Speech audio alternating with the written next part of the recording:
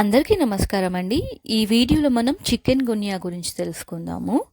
Chicken గున్యా అనేది ఒక viral infection. Aedes aegypti, Aedes albopictus అనే దోమకాటు వలన ఈ చికెన్ గున్యా అనేది వ్యాపిస్తుందండి. మెయిన్గా పగటిపూట కుట్టే దోమకాటు వలన చికెన్ గున్యా వస్తుంది. దోమ కుట్టిన 2 నుంచి 6 రోజుల తర్వాత లక్షణాలు అనేవి కనబడుతూ ఉన్నాయండి. మెయిన్గా చికెన్ గున్యాలో జ్వరం అనేది చాలా తీవ్రంగా ఉంటుంది. జ్వరంతో పాటు చలిపి పెట్టడం, వనకడం, మెయిన్గా జాయింట్ పెయిన్స్ అనేవి తీవ్రంగా ఉంటాయండి. చేతి మణికట్టు దగ్గర, వేళ్ళు కానివ్వండి, మడిమ దగ్గర, అలాగే అరికాళ్ళు, మోకాల నొప్పులు అనేవి చాలా తీవ్రంగా ఉంటాయి. జాయింట్ పెయిన్స్ ఉంటాయి. అలాగే అరికాల వాపు అనేది ఉంటుంది, జాయింట్ స్వెల్లింగ్ అనేది ఉంటుంది.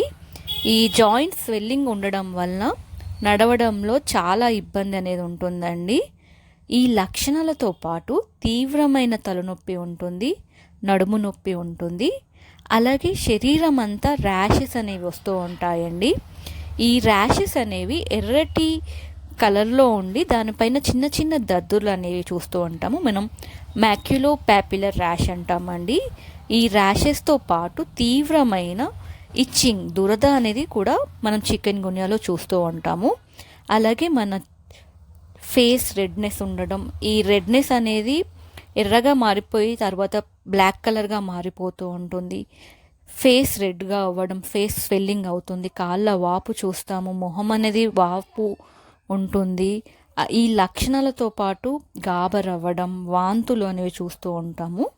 మరికొందరిలో చెవి కింది భాగంలో ఉన్న లింఫ్ గ్రంథులు కూడా వాపు అనేవి వస్తూ ఉంటాయండి.